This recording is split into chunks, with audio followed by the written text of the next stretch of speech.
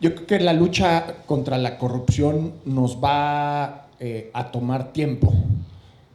Tenemos que empezar a presionar y a tener iniciativas como esta para que esa lucha nos tome tiempo y ese tiempo no implique varias generaciones, sino varios años. ¿Qué es lo que a mí me parece importante de estos compromisos? Uno es que tienen fecha. Entonces vamos a poder dar seguimiento a esos cumplimientos en función de la fecha y de los indicadores y los parámetros que establecimos las tres organizaciones para ver cómo se van cumpliendo. Y después ataca la corrupción desde distintas dimensiones. Una muy importante, el uso de tecnología para reducir la corrupción, para visibilizar los procesos de compra. Casi cada uno de estas sugerencias la podríamos asociar a alguna de las crisis o de los casos de corrupción más obscenos que ha enfrentado el país. Si hablamos de reducción de uso de efectivo, pues podemos pensar en ese avión que por ahí de 2012, proveniente del gobierno del estado de Veracruz, traía varios millones de pesos en efectivo que, según el argumento que dio el gobierno de Javier Duarte, era para pagar un festival cultural. Pues aquí lo que estamos pidiendo es que nos informen sobre el uso y los pagos en efectivo, que son más difíciles de auditar. Sobre las 700 acciones que ha entregado la Auditoría Superior de la Federación a la PGR y no hay información, estamos pidiendo los mismos datos, qué seguimiento se le da a esas faltas administrativas, qué seguimiento se le da a esas faltas penales sobre los resultados de estas auditorías a nivel de los estados.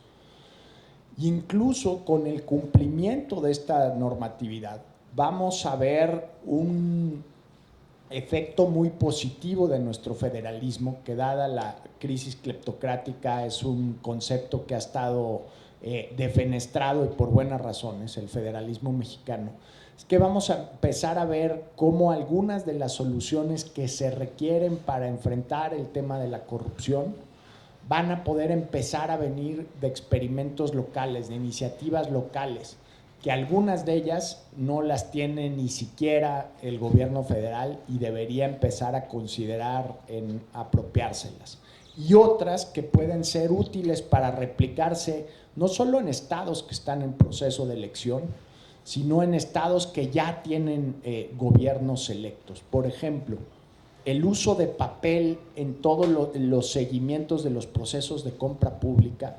Eso no solo es tecnología del siglo XIX, sino es la forma perfecta de la discrecionalidad y la opacidad. Si todos los procesos de licitación, de adjudicación, de entrega de bienes y servicios se siguen archivando de forma física, y para hacer un proceso de auditoría, de solicitudes de información o de vigilancia ciudadana, hay que acceder a un archivo de papel en lugar de documentos digitales que se pueden accesar de forma mucho más ágil, eficiente y a bajo costo desde cualquier lugar. Esa transición del siglo XIX del papel al siglo XXI de los documentos digitales abiertos y la tecnología va a facilitar los procesos de auditoría y fiscalización. Y cada uno de estas ideas, de estas propuestas, de estos indicadores de medición es un paso en la dirección correcta, precisamente para irle cerrando ese espacio, para irle reduciendo el oxígeno al ecosistema de impunidad y discrecionalidad que nos ha puesto al país, pues yo diría no solo en un problema de corrupción, sino hasta de credibilidad en nuestras instituciones democráticas.